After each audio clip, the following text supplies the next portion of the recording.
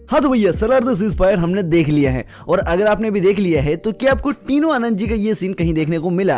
और क्या आपको पता है कि देवा के हाथ पर ये किस चीज का निशान है या टैटू है? और क्या आपको ये पता है कि देवा की बॉडी मूवी के लास्ट में नीली क्यों पड़ जाती है?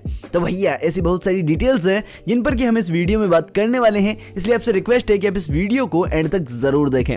सो डिटेल नंबर 1, तो इस सीन में सबको पता चलता है कि देवा एक शौर्यांगा है, मगर अब यहाँ पर सवाल ये आता है कि क्या देवा को पता है कि वो एक शौर्यांगा है? और सबसे बड़ी बात कि क्या वर्धा को पता था कि देवा एक शौर्यांगा है? तो मेरी जान हाँ, देवा और वर्धा उन दोनों को पहले से पता था कि देवा एक शौर्यांगा है। एंड तभी तो भाई साहब देवा के यहाँ पर शौर्यांगा के जैसे तलवार घुमाने पर भी वर्धा आश्चर्यचकित नहीं हुआ, उल्टा वो तो ये बोलता है कि बचपन में उसका नाम सलार रखा था।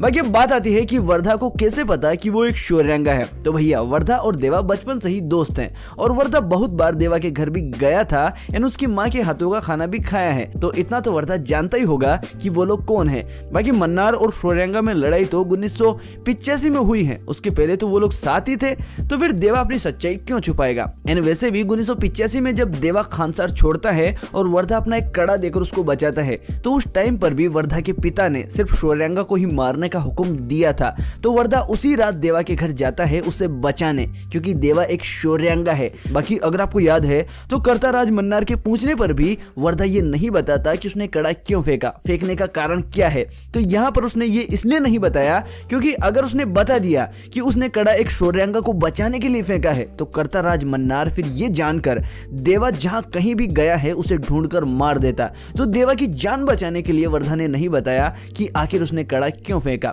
डिटेल नंबर 2, सो मूवी के लास्ट में देवा की पूरी बॉडी नीली पड़ जाती है, मगर क्यों?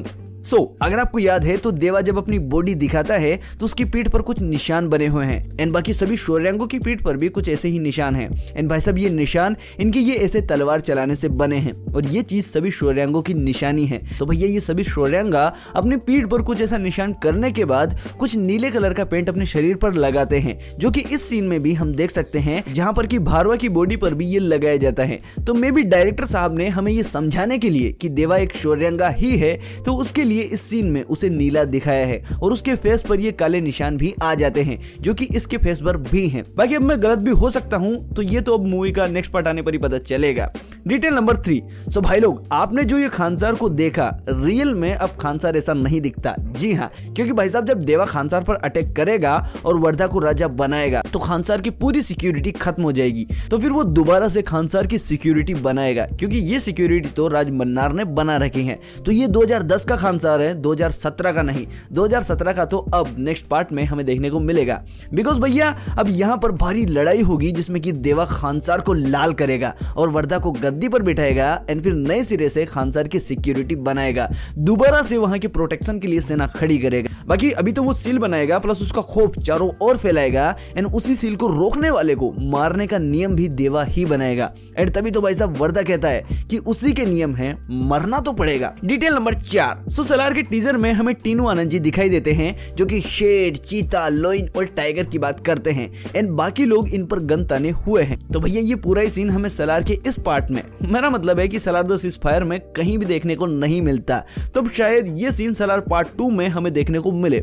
और वैसे भी भाई साहब देवा जब वर्धा को करता बोले तो किंग बनाने के बाद उसकी सिक्योरिटी दोबारा टाइट करता है, तो कहीं किसी जगह ये टीनू आनंद जी के साथ वेपन्स वगैरह लेने गया होगा, और वहां का ये सीन हो सकता है। बाकी अब देखते हैं कि सलार पार्ट 2 में क्या होता है। डिटेल नंबर 5, सो इस सीन में जब देवा इस ट्रक को रोकता है और जब उसके हाथ का ये टैटू दिखाई देता है, तो इस बंदे के हाथ से बंदूक छूट जाती है। अब ये बंदूक क्यों छूटी? क्योंकि ये देवा का हाथ है, मगर भाई साहब ये टैटू आखिर किस चीज का है? क्योंकि जब ये टैटू देवा ने इस दीदी से बनवाया था, तो ये कहकर बनवाया था कि जो भी मेरी आंखों में दिख रहा है वो बना दे, लेकिन बॉस ये नहीं बताया कि क्या बना दे। और मैंने भी जब इस टैटू को ध्यान से देखा तो मेरे को भी कुछ खास समझ में नहीं आया। लेकिन भाई साहब अगर आप इस कन्या के डायलॉग को ध्यान से सुनोगे तो ये कहती है कि अगर माँ काली नहीं आ सकती तो कोई राक्षस ही आ जाए।